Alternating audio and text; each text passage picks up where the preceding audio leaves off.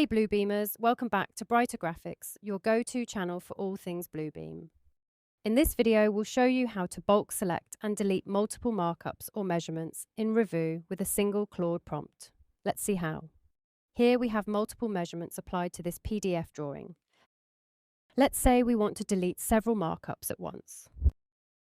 Rather than deleting each markup individually or handing Claude a manual list of items, there's a smarter way to handle this.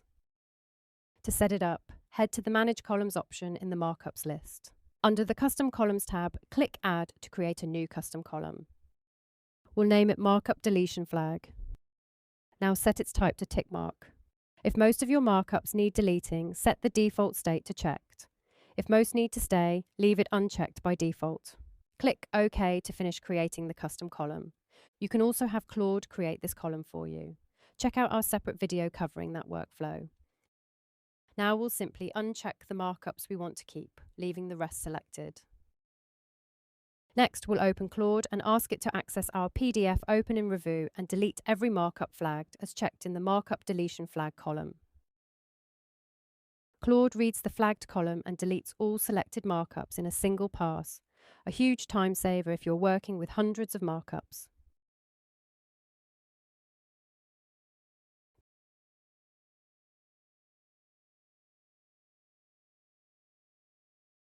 To refrain Claude from making any mistake, we will iterate the instruction again to only delete the markups selected under the flag column and leave the rest as it is. Once you are done, press Enter and wait for Claude to complete the process.